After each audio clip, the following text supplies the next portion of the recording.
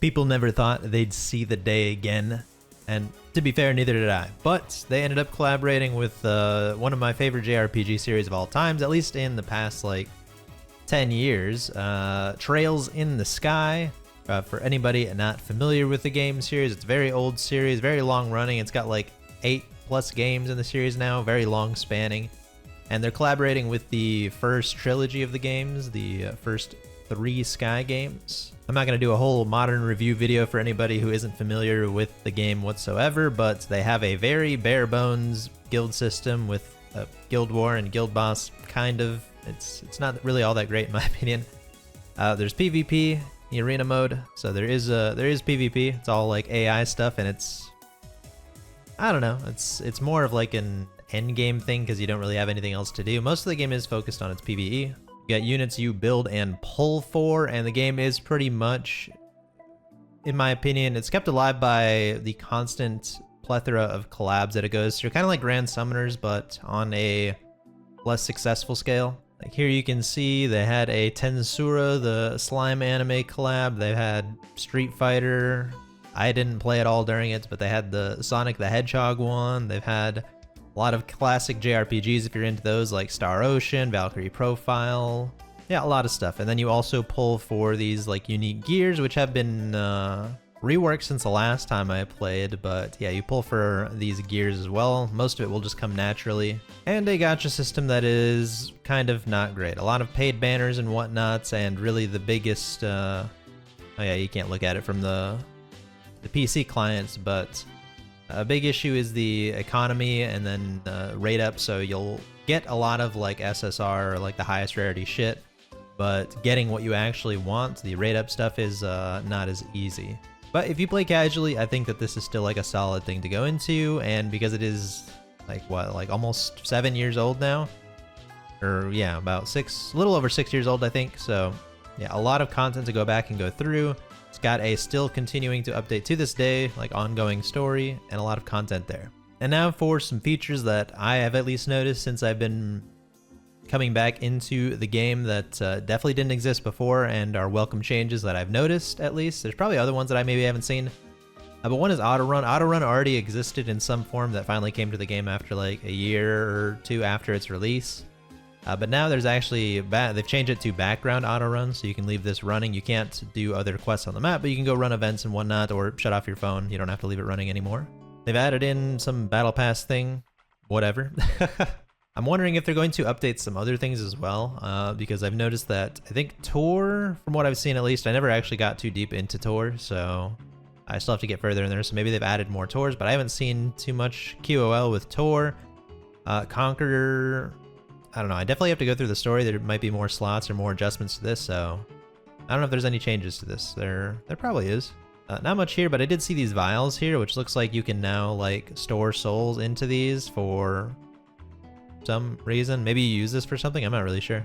Unit upgrades are wild now. I don't even know what all you can do. I've seen like pluses next to characters, so not sure what that means yet.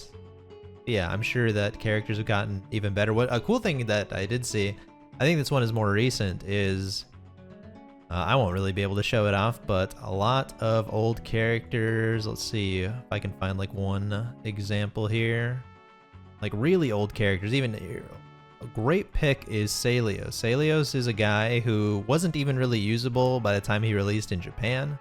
So definitely not usable by the time he released in the global server. There he is. Alright, so yeah, Celios, there's like an insight system now which actually buffs a few older, really older characters to the point where they're like top tier meta now, which is very interesting to see. I think it's very time gated though, so it's not really realistic for newer players to do that, but it is very cool for a lot of the older veteran players who have these characters. And the arc system I can show going into a quest. Let's see if I can jump into one real quick. Let's do the playtest one. For Estelle, when you look at, okay, a terrible one because it's a preset unit. Training field. There we go.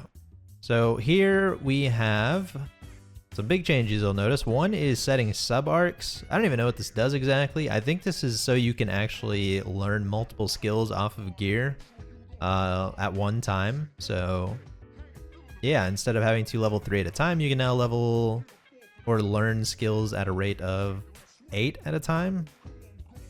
Pretty damn good. There's also just like a little auto button here, which is really nice, so you don't actually have to keep sifting through.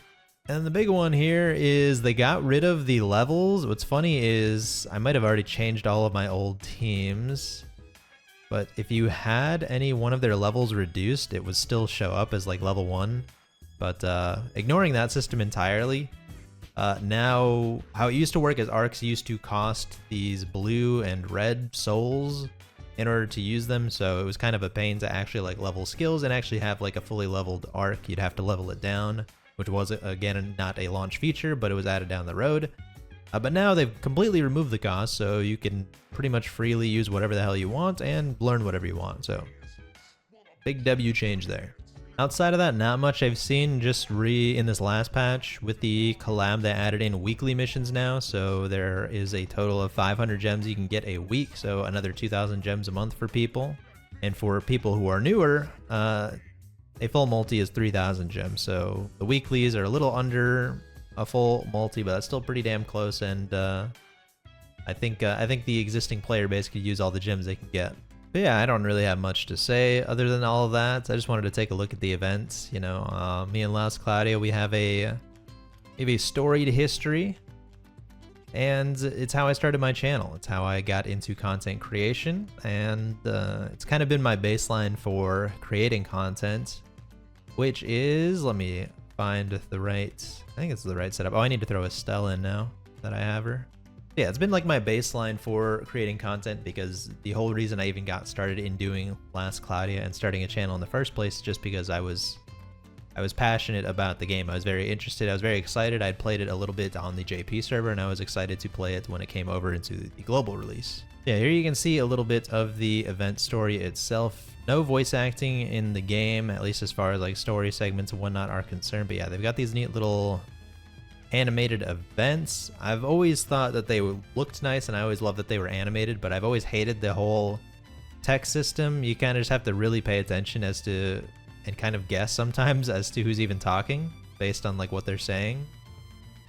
So yeah, this has never been good in my opinion, but yeah, they've got some original stories for some of these events and whatnot. Usually for the collab ones, from my experience, they haven't been very good whatsoever. But the main story itself is like, it's fine. It's not like crazy or anything, but it's decent. Like, it's somewhat interesting. I think it keeps you engaged enough that you will keep going through it. And yeah, it's better than just skipping. I will say it's a little higher tier than just skipping the story outright, but it's not like so amazing that I feel like you can never skip it, you know?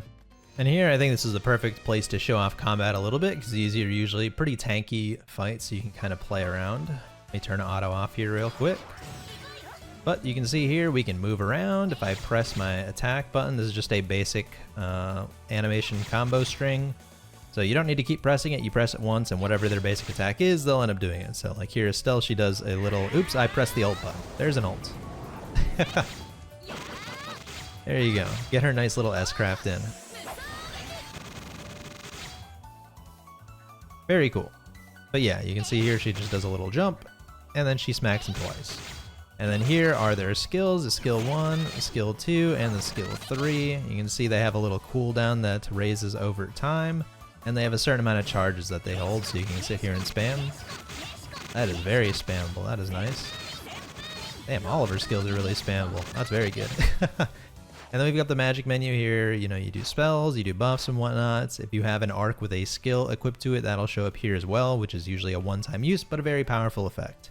And there's also a summon button here. You can equip different summons. I don't know if they ever added any more into the game, but for the longest time that I played, they didn't really add summons. They're not that impactful, the last I remember. I don't know if anybody's ever changed that. I know they've tried to make characters in the past that made summons better, but I don't know if they ever succeeded at that. But yeah, there's summons as well. You'll fill up a little meter, and then you this will change into a little summon thingy, and then you can do a little summon. It'll have a little CG play, and yeah, you get that.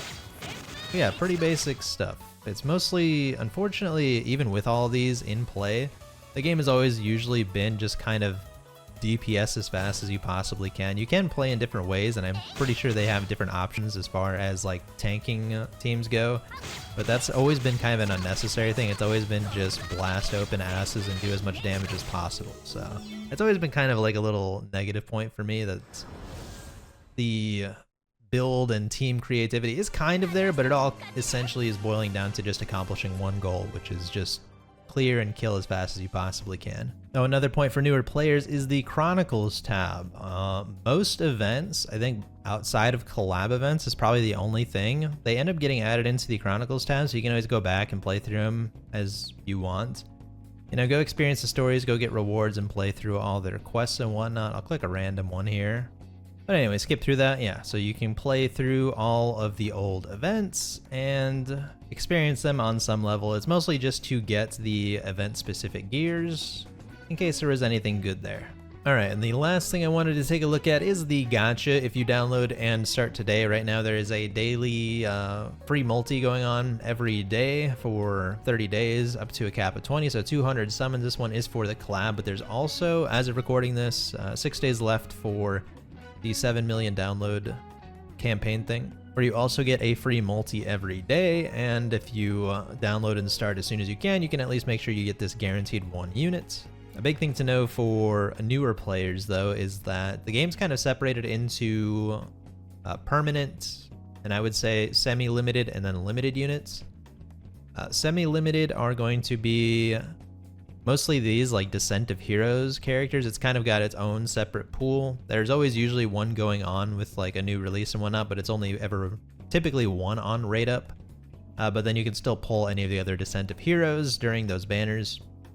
But usually for these free multis, they're not usually available. I don't know if they've changed that since I've been back, but they're usually not available. Like, let's take a look over. Let's see. Yeah, I have to go to the browser for these ones. Let's swap right over. Yeah, so I know this is non-limited. So yeah, all non-limited units, not any of the semi-limited, but it's also a good point to show you there is no, well, there kind of is, but there's realistically no unit rarity. It's just you pull a unit or you don't pull a unit. So units are just units. No rarities to them. Arcs are another story. It won't show here because they're not available in this banner, but there are SSR arcs, which you could basically consider the highest rarity of that kind of like pullable gear. And there's a UR, which is a step above that. Those are just if you get really lucky. They're whale baits. Pretty much you never chase them because the rate is really low and very difficult to get them.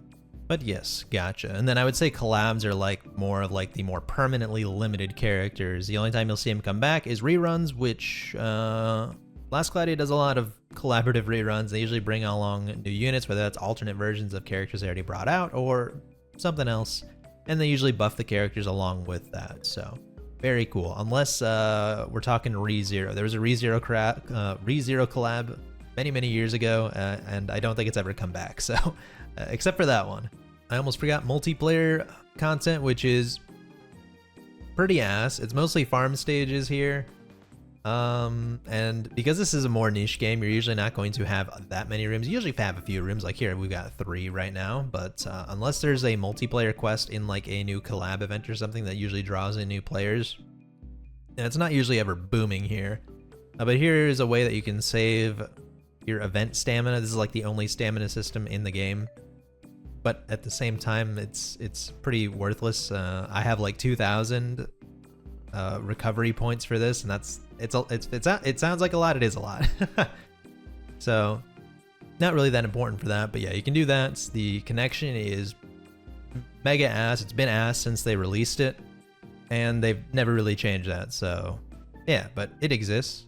Yeah, I think that's about it. I haven't been back to this game in a long time, so there's probably other changes that have happened that I probably missed, especially as you continue on in the story. I know there was like a new, I think it was like new gear slot or something like that was added in. I don't even know if you can see it here. You can, yeah. Crests were added. I haven't unlocked those yet. But yeah, new gear slot there. But otherwise, yeah, I think that's about everything that I wanted to cover.